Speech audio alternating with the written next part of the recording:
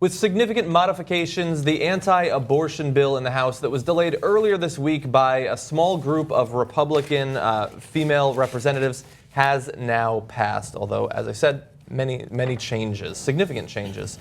The new bill would prohibit taxpayer funding for abortion, which is already largely illegal in most parts of the country in most circumstances. Passage fell largely along party lines by a vote of 242 to 179.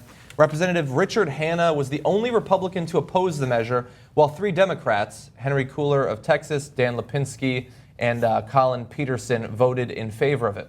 Now, the big change between the earlier version that was delayed in the rebellion in the House and the current version is that originally it had language granting the victims of rape an exception from the ban on abortions after 20 weeks, which they wanted to instate across the country, only if the rape was reported to the police. But according to the Justice Department, nearly 70% of rapes go unreported, often due to victims' fear of retribution. Because of that, many female Republicans felt like they simply could not sign on to it, and so you have the relatively toothless law that they passed earlier today. It seems like they invited themselves to their own red wedding, right? Like they didn't have to do any of this, but of course the base wants some sort of It's not just the base. action. It was yesterday was the March for Life in Washington, so all of those people were in Washington. Right. And it's the 42nd anniversary of Roe versus Wade. And now Tony Perkins says that come 2016 there will be consequences, repercussions for backing off that bill. All of a sudden, Renee Elmers, today, someone has announced that they're going to challenge Renee Elmers in North Carolina in a primary. And she didn't win that comfortably last time around not at all. in the primary. So, well, she may have won it comfortably last time. She did not win it comfortably in 2010. Okay. Yeah, we actually have a few anti-choice representatives talking about the possible repercussions. But first of all, I like Charlie Dent's quote, who said, Republican Charlie Dent said, "The less we engage on this issue of rape, the better off we are as a party, because a lot of Republicans all around the country have different views on this issue." Yeah, I know a lot of people have different views on rape. I got a lot of pro-rape wide fans. variety. Indifferent, some people are. Charlie Dent said, the first week, I'm not putting this in order. The first week we botched the speaker election. The second week we talked about deporting kids. And the third week we're talking about rape and incest.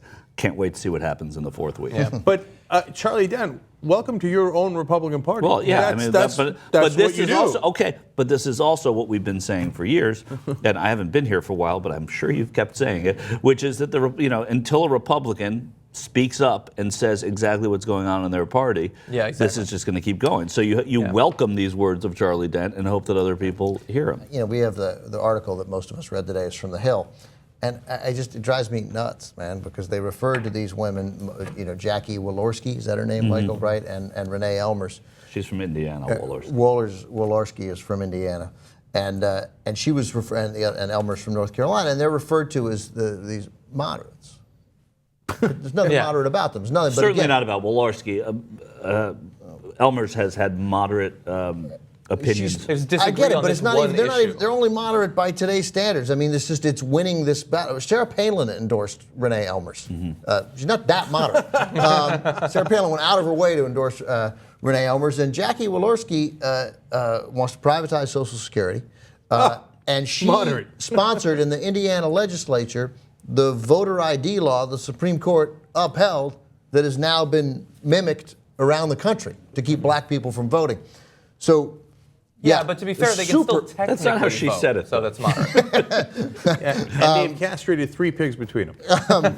I'm just saying, we've just, because these women bucked their party on this issue because of the simplistic way that goes into a lot of reporting, that if the bulk of your party wants something and you want something that's not quite that far, then you become a moderate, and it cheats the American people out of understanding the complexity of these issues. Yeah.